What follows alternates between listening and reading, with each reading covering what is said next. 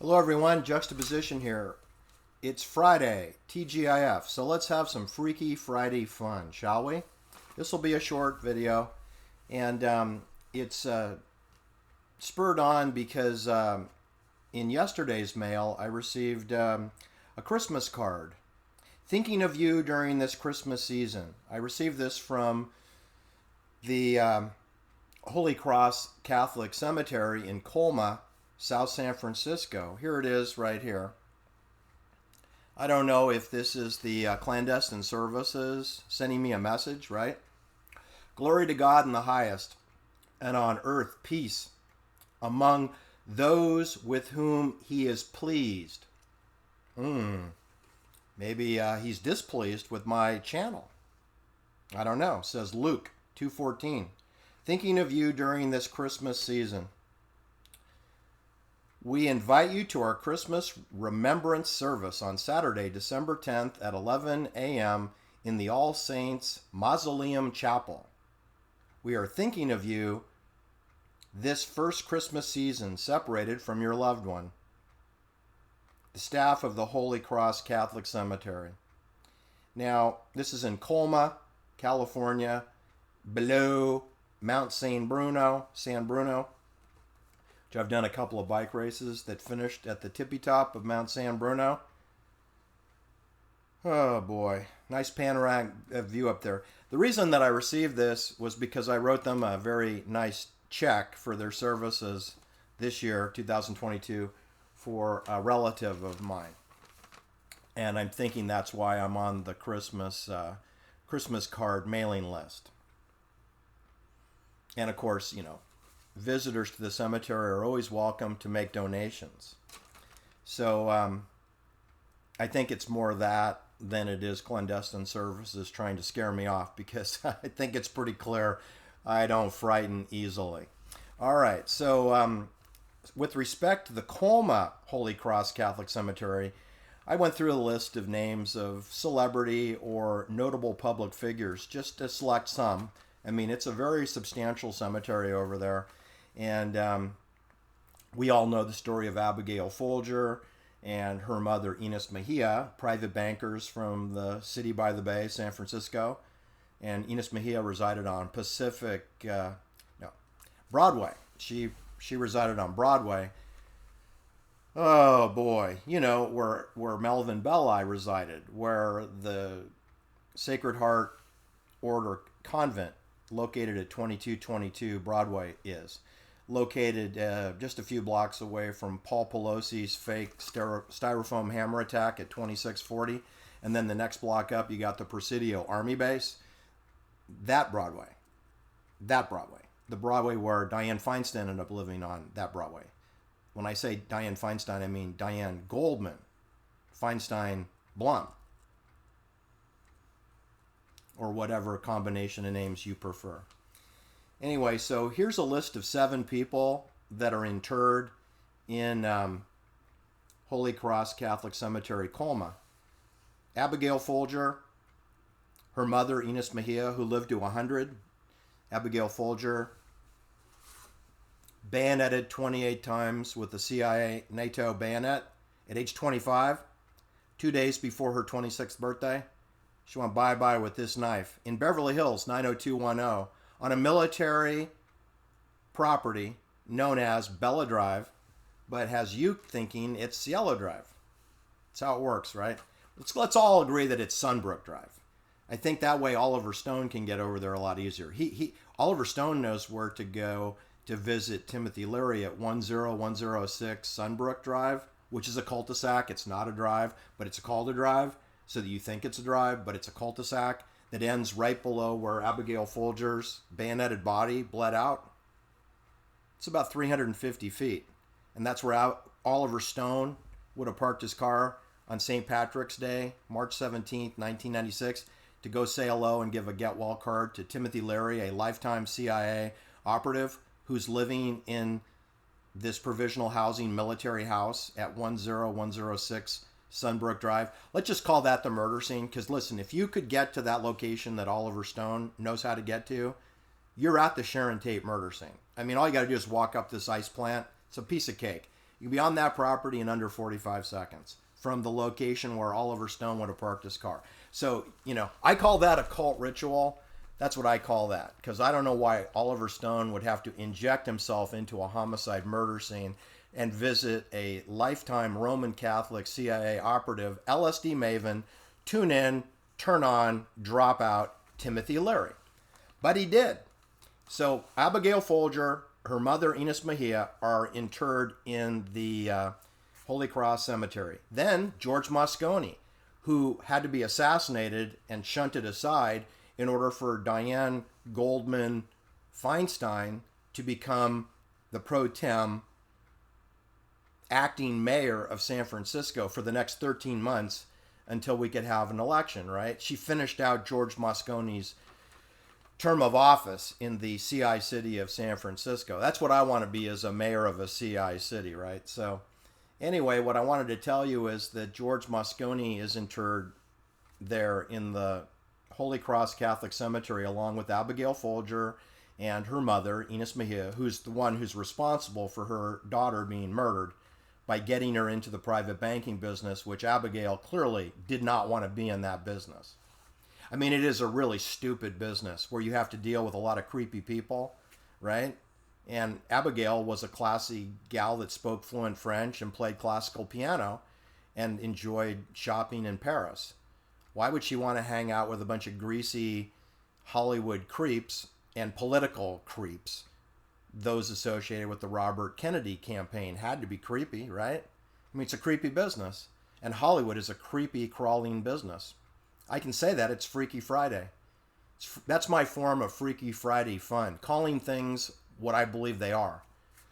So Abigail Folger, George Moscone, Ines Mejia.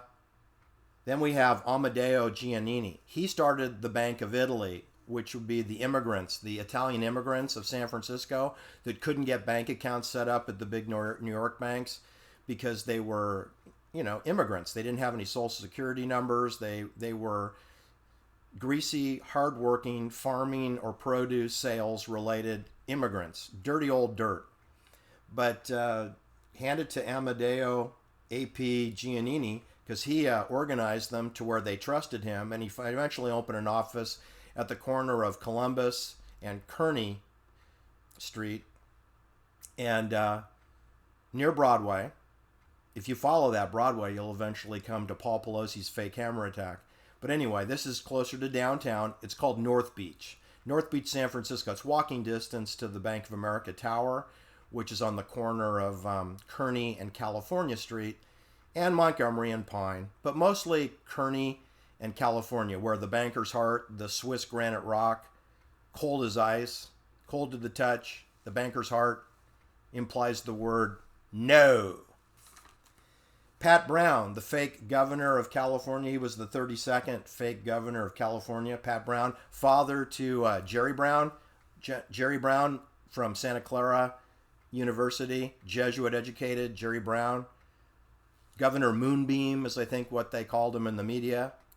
He lived in Laurel Canyon with Linda Ronstadt on Lookout Mountain Road in a military Hollywood complex known as the Disney Studios at 8935 Wonderland Avenue, and around the corner was Jerry Brown and Linda Ronstadt, close to Frank Zappa, and Harry Houdini's mansion, the Harry Houdini's mansion at 2401 Laurel Canyon Boulevard. Jerry Brown was in close proximity there, except there's no sidewalks on his Lookout Mountain Road, right? So you could get hit by a car if you're not careful if you walked your dog on Lookout Mountain Road. It's probably better to go to a dog park.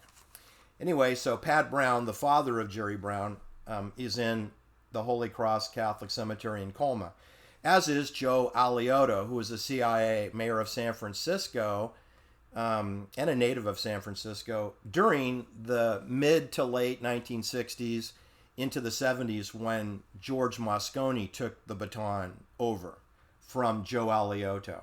Under Joe Alioto, we had, Operation Midnight Climax from the CIA. We had Operation Overspray, kind of like an early version of aluminum chemtrails. We had toxic chemicals being dumped from military planes from 1952 till today. Operation Sea Spray. It's probably been augmented by DARPA. But the point is, CIA does dump toxic waste on cities. And if you don't believe me, ask people in New Jersey or Manhattan, New York about 9/11. Because there seemed to be a lot of toxic building materials, including asbestos, that went up in a plume after the 9/11 situation back in 2001. Remember the 9/11? Like, remember the Maine, right? Toxic waste in the skies. And then the wind blows it, and then it trickles down to the ground where you can breathe it, or your dog can breathe it, and then perhaps they get sick, right? Well, they did that with 9/11. Why would you think that they wouldn't do it in San Francisco? They've been doing it since 1952. Not in such a magnificent way. They do it at night when you're asleep, not paying attention. You don't see any chemtrails at night. Hey, you sure as heck see them during the day, though, on a clear day, that they then screw up the sky. All right, so of these 7, that's 7 names. And of these 7 names, 6 of them are very deep in CIA operations. The only name on that list, Joe DiMaggio. Joe DiMaggio, who was born in Martinez, Contra Costa County, then moved across the bay to North Beach, to where A.P. Giannini set up his Bank of Italy. Later changed the name. They merged with Bank of America in Los Angeles. Then they dropped the Bank of Italy name and just clung on to the Bank of America name and become one of the largest retail bank on the planet Earth. And then part of the Wall Street group. Now you can't tell the difference between Chase, Citigroup, or Bank of America. I mean, there isn't a millimeter worth of difference between the Jane Fraser Citigroup and the Jamie Dimon Chase, JP Morgan, and Bank of America. I mean, they can all roll up into one. There's no reason to have 3 CEOs. I mean, to be perfectly frank, you don't need any CEOs. These CEOs don't run these banks. These banks are run by a pervert group, a circle of trust of men that are in a room that Jane Fraser is not invited to those meetings. So the whole idea of having a fake CEO is ridiculous. Like having a fake president and a cackling cacophony of chaos vice president, in my opinion. So I'm going to say Joe DiMaggio probably was CIA controlled, however, because he was a big baseball star when people used to watch baseball. They don't really attend baseball games anymore. They were not doing that before the COVID operation, and they're certainly not doing it now that we are in COVID. But I used to go to baseball games, and there would be 38,000 people at the game. And today, you can barely get 3,000, 2,500 people on a Saturday baseball game. That's pretty pathetic. That's like a 95% reduction, right, in interest. I don't care about television. I realize it's a television product. But as far as people buying a ticket and going and wasting money to watch a baseball game, I'd rather watch paint dry. And apparently a lot of people feel that way because they're not attending anymore. So, you know, Abigail Folger and Eunice Mejia are private bankers for the clandestine services and Haight-Ashbury, San Francisco. But Abigail really being in Manhattan, New York, with the Gotham bookstore and the Robert Kennedy campaign, and then switched out to Laurel Canyon, Benedict Canyon, Beverly Hills, Hollywood. And she was involved with the campaign for Tom Bradley, who unsuccessfully ran for mayor of Los Angeles, then later did win after Abigail was bayoneted to death. I don't think there was much relationship there. Anyway, so I'm just saying that Joe DiMaggio married Marilyn Monroe. Marilyn Monroe was murdered in 1962, and it appears that she was murdered by the clandestine services, and it was written up as acute barbiturate poisoning. And Joe DiMaggio was her husband for a time, and he is also a big star in his own right, being the most valuable player of baseball for at least 3 seasons. And so that would make him a social engineer, meaning that he would need to be controlled. Now, I actually have met Joe DiMaggio probably half a dozen times. And I had lunch with him one time in San Ramon, if you want to be specific. He was visiting, I believe, his daughter. But he was alone by himself, so I joined him. Because by then I'd met him a couple of times. I never asked him for his autograph. I think he respected that. Probably the only person that never asked him for his autograph. But so I had lunch with Joe DiMaggio. And but I do think that he has clandestine babysitters. I do think that. And perhaps they were watching me have lunch with him. I don't know. Nobody else bothered us.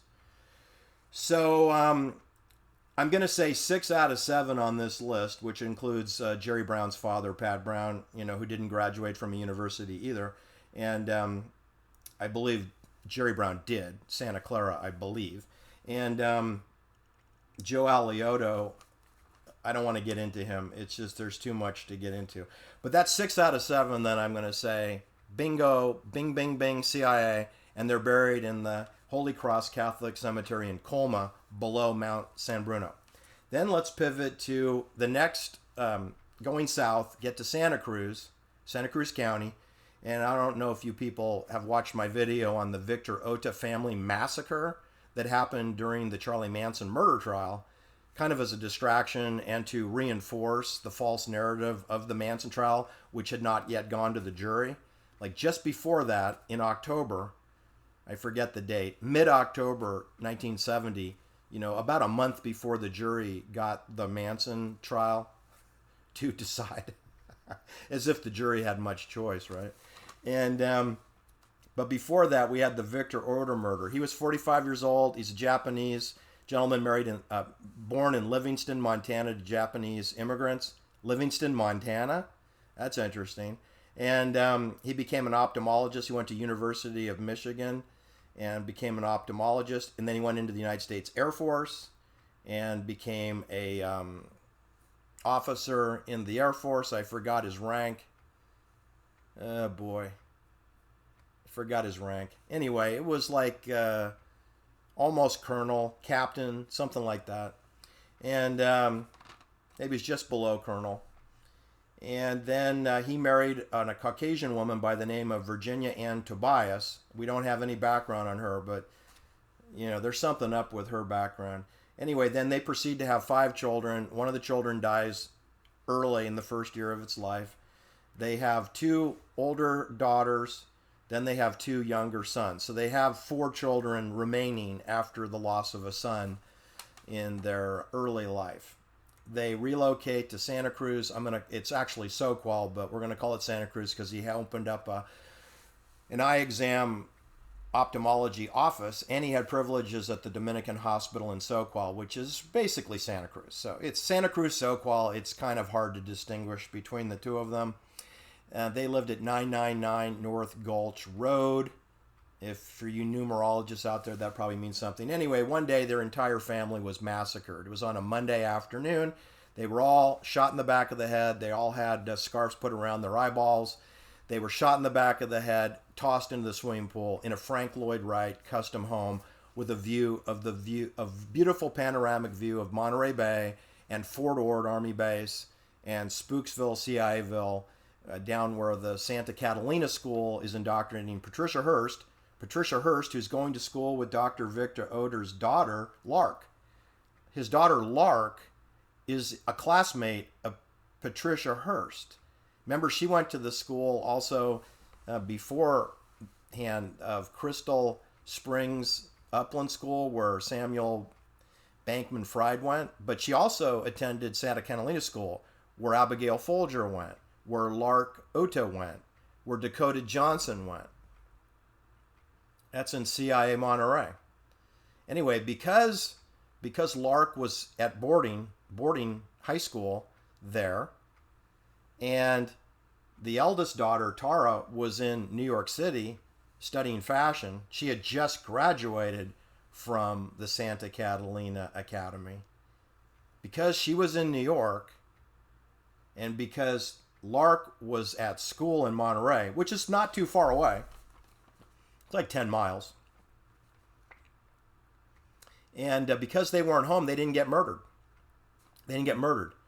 But Victor Ohta was murdered. His wife Virginia was murdered, tossed in the pool. His son Derek, age 12, was murdered. His son Taggart, age 11, was murdered. His secretary, Dorothy Caldwater, was murdered, age 38, with 2 daughters. But her daughters were not with her. She drove the boys home from elementary school. That's how she got involved with being killed. She was on the property at 999 North Gulch. Otherwise, she wouldn't be killed. I'll put a link below so you can go check out my Dr. Victor Ohta massacre. But he was with the United States Air Force, and he was a medical doctor, and Art Linklater's son, Robert, was a patient of his, and he prescribed eyeglasses for Robert Linklater. A pair identical to those frames, were found at the Sharon Tate murder scene, that house, Bella Ciela. And those glasses were not introduced as evidence at the Charlie Manson murder trial, probably because they wouldn't connect Charlie Manson with the murder, right? Might connect Dr. Victor Ohta more than it would Susan Atkins, right? Anyway, it's a little fun fact on a freaky fun Friday, right? So that's 4 Ohtas and a secretary. I'm not going to count the secretary because I don't know if she's Catholic, but there's 4. And then a few years later, Taura Ohta was murdered, made to look like a suicide by taking, again, barbiturates like Marilyn Monroe did, like Judy Garland did, like Lindsay Pearlman may have, like Inger Stevens did, right? Like Jean Harlow might have. Taura Ohta, age 25, with a 2-year-old daughter in the other room, is in the garage with a garden hose pumping carbon monoxide poison into her car with the windows rolled up, but she dies of barbiturate toxic poison, but it's staged to look like, asphyxiation through carbon monoxide. So I'm going to call that a murder. And that's kind of leaving only Lark. Lark Ohta is the only family member not killed. Because Victor Ohta is murdered with 2 shots to the back of the head with a .38. The mother, Virginia, age 43, she shot once in the back of the head, then thrown in the swimming pool. All the victims were thrown in the swimming pool, including the kitty cat. They had a kitty cat. The cat was shot, thrown in the pool, dead. So you got Victor Ohta dead, Virginia and Tobias Ohta dead, Derek, age 12, shot in the back of the head, thrown in the pool, Taggart, age 11, shot in the back of the head, thrown in the pool. And then 5 years later, we have Taura Ohta, murder-suicided back in Connecticut. All 5 of them are buried or interred in Holy Cross Catholic Cemetery, Santa Cruz. It's 5. Okay? And I believe that the clandestine services were involved with their murder. They arrested and indicted a guy that lived in a creek bed, age 24, 4 days after the murder, and the felony arson that burned the Frank Lloyd Wright house to the ground, right? And there's a whole bunch of other absurd things that one guy living in a creek bed would never have been able to do. You needed a team of men to pull this off, but they didn't arrest a team of men. Just like in the Sharon Tate, Abigail Folger, they didn't arrest a NATO attack team of men either. They arrested poor little Susan Atkins with a 9-month-old baby boy. That's who they arrested. So the whole thing falls into the mendacity poppycock campaign. But I'm just talking about people that are residing in the Holy Cross Catholic Cemetery. I got 7 that I picked today in Colma, San Francisco. And I'm saying 6 of those 7 are deep into the CIA. And then I've got 5 of the Ohta family, 5 out of 6 of the Ohta family murdered. And I think there must have been a clandestine reason or a motive why that was. But I don't know what it is. And then let's move down to Hollywood Way, where we had the recent fiery car crash for Anne Heche that never happened in real life, but did happen on television. And Culver City, which was studios for MGM and propaganda war films that Ronald Reagan worked in there, along with Gregory Peck and all the luminary Hollywood film stars of the day. Not just Bob Crane of Hogan's Heroes. This is way before that. This is before World War II and during World War II and after World War II. All the studios are pumping out war propaganda and war films, and they spent a lot of time in Culver City where Sharon Tate had signed her 7-year contract with Filmways, which was an exclusive film deal for MGM and CBS and Columbia Pictures. So it turns out that's where Sharon Tate was interred after her 16 bayonet strikes from the M7. Sharon Tate was Catholic, and she was buried in the Holy Cross Catholic Cemetery, Culver City. So you got Sharon Tate, probably the most well-known, But you got Fred MacMurray. Remember My Three Sons, Fred MacMurray, Mutiny, the Caine Mutiny with Humphrey Bogart, right? Fred MacMurray played the weasel, the little clandestine weasel that wanted to excuse himself from being indicted, the state witness for the court martial. Anyway, so Fred MacMurray's buried in there. Ray Bolger played the brainless scarecrow in The Wizard of Oz, starring with Judy Garland. 16-year-old Judy Garland. Sharon Tate was 16 years old when she posed on her Nike rocket with a cowgirl hat and a leotard, and then it appeared on Stars and Stripes magazine, a few months later after she had her birthday and was 17 years old. But she was 16 years old, depicted in the picture with her cowgirl hat. Dianne Feinstein had a similar picture taken of her in a cowgirl hat when she was a student at Sacred Heart Convent. Oh my God, how scandalous, right? Now, she wasn't wearing a leotard. She was wearing cowgirl clothes and a cowboy hat, mugging it up with the current mayor of San Francisco in 1950.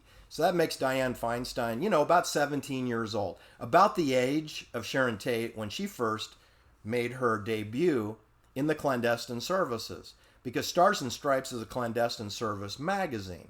And that's the first time Sharon Tate, a beauty pageant queen, a John Benet Ramsey type, was then rolled out at age 16 and debuted at age 17 for our military.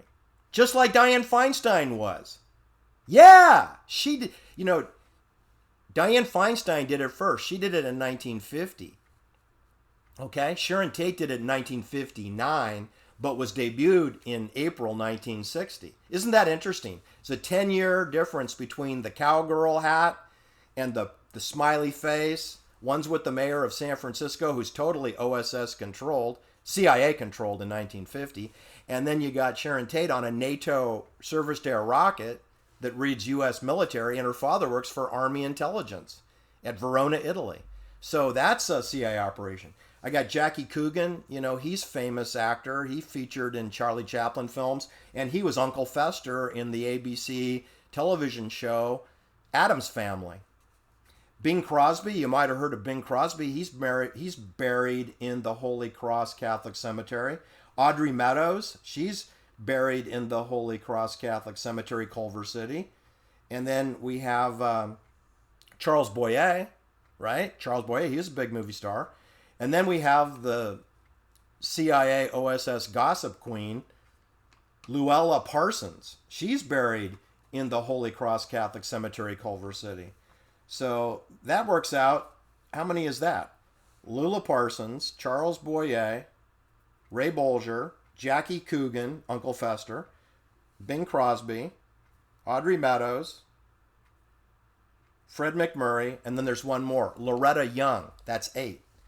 And all 8 out of those 8, they're all controlled by OSS or CIA, because all of those people are social engineers. All of them. And that includes Louella Parson, who's writing up fake stories about these actors' personal lives. Because she's in the gossip column business. She's going to tell you about Fred MacMurray's personal life, or she's going to tell you about Sharon Tate and whether she was a slut or did porn films. That's going to come out of Louella Parsons' typewriter, right?